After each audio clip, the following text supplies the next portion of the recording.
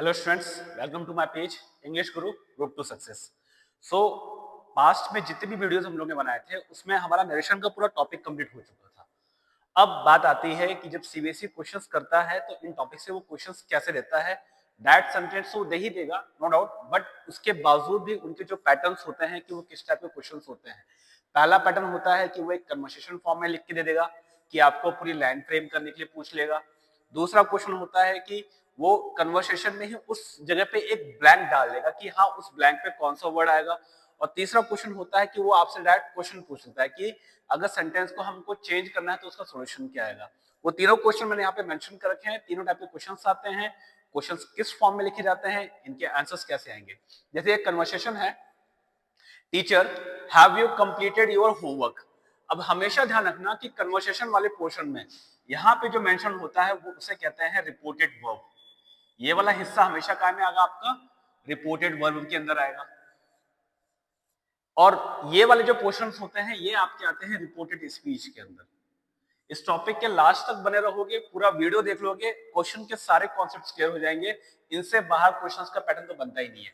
अब जैसे reported verb है आपका, अब टीचर ने किसी स्टूडेंट से पूछा have you completed your homework. ये जो रिपोर्टेड स्पीच का सेंटेंस है ये लिखा हुआ है हमारा प्रेजेंट परफेक्ट के अंदर।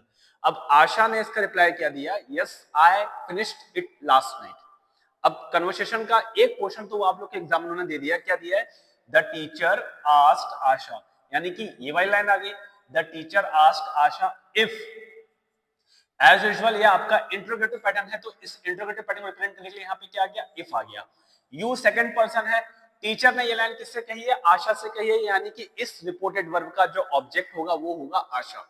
तो आशा तो लड़की है, तो you second person according to object, यहाँ पे ऐसा होगा, टीचर said to आशा।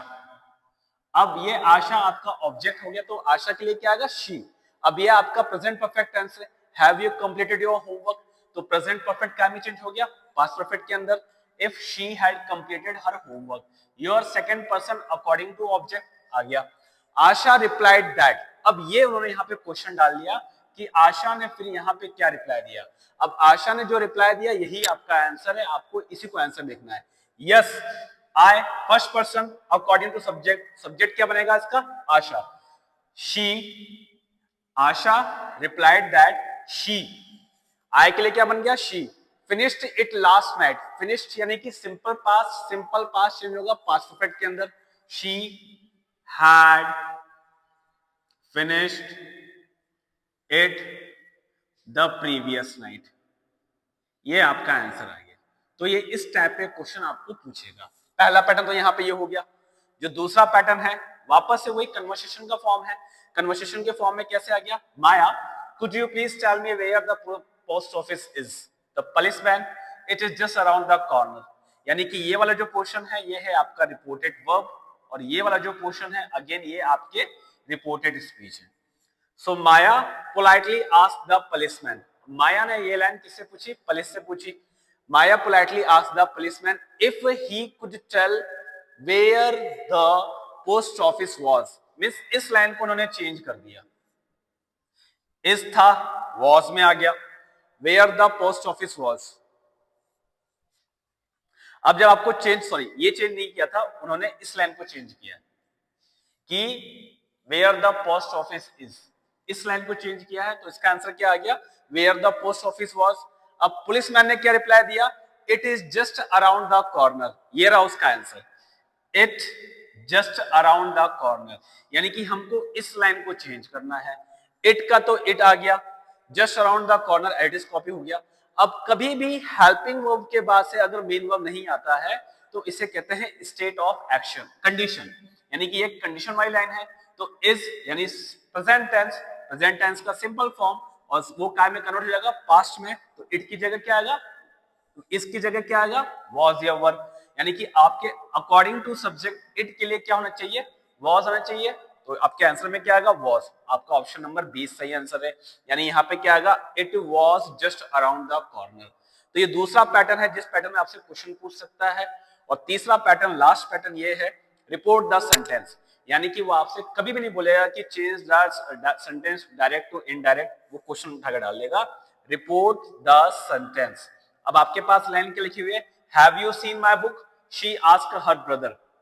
एक लड़की ने अपने भाई से पूछा, यानी कि ये वाली जो सेक्शन है ये है आपका रिपोर्टेड वर्ब, ये है आपका रिपोर्टेड स्पीच, और ये वाली लाइन है ये है आपका रिपोर्टेड वर्ब।